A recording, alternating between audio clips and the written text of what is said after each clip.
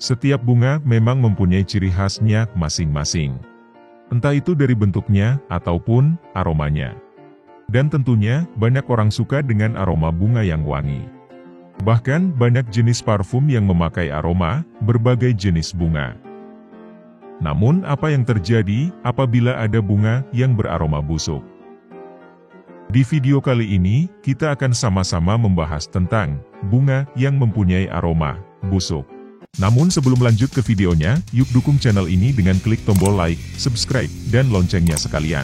Share sebanyak-banyaknya kepada teman-teman kalian, agar lebih banyak orang tahu dan menggemari konten-konten edukasi seperti ini. Ini adalah Amorphophallus titanum, atau bunga bangkai raksasa.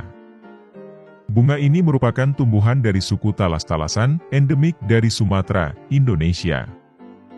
Bunga ini dikenal sebagai tumbuhan dengan bunga majemuk terbesar di dunia. Disebut bunga bangkai karena bunga ini mengeluarkan aroma seperti bau bangkai yang membusuk.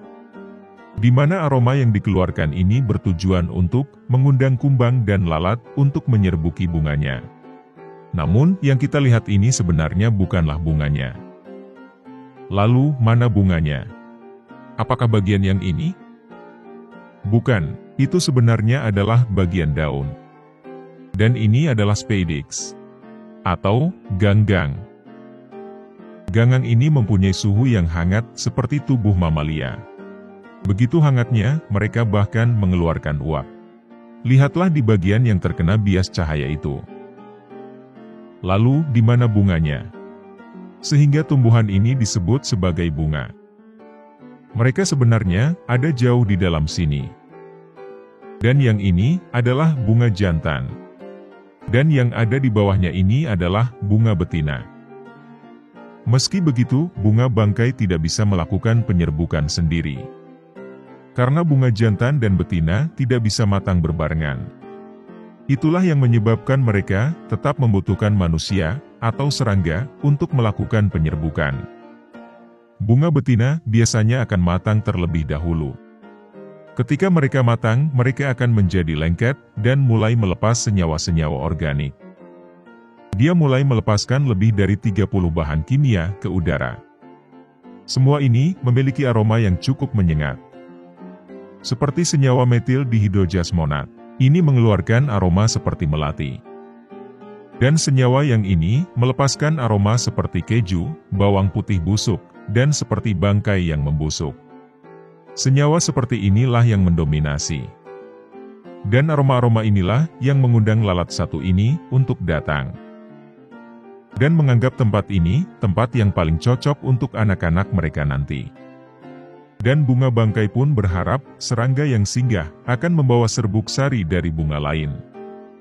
Agar terjadinya penyerbukan yang mengakibatkan bunga bangkai dapat menghasilkan biji. Yang akhirnya biji ini akan menjadi tanaman baru yang sehat. Namun apabila penyerbukan ini gagal atau tidak terjadi, maka bunga bangkai akan terlihat layu seperti mati. Dan lihatlah bunga jantan ini pun mulai matang. Dan mulai menjatuhi serbuk sari ke bunga betina. Namun sayangnya, fase matangnya bunga betina sudah lewat. Bunga betina tidak bisa lagi menggunakan serbuk sari dari bunga jantan ini. Dan seperti yang sudah kita ketahui, ketika penyerbukan gagal atau tidak terjadi, maka bunga bangkai akan terlihat layu dan seperti mati. Namun sebenarnya mereka tidak mati. Mereka memasuki fase istirahat atau yang disebut dorman. Berikutnya, mereka akan tumbuh kembali menjadi fase daun sebagai fase vegetatif. Inilah bunga bangkai. Jenis bunga langka yang mampu mengeluarkan aroma unik.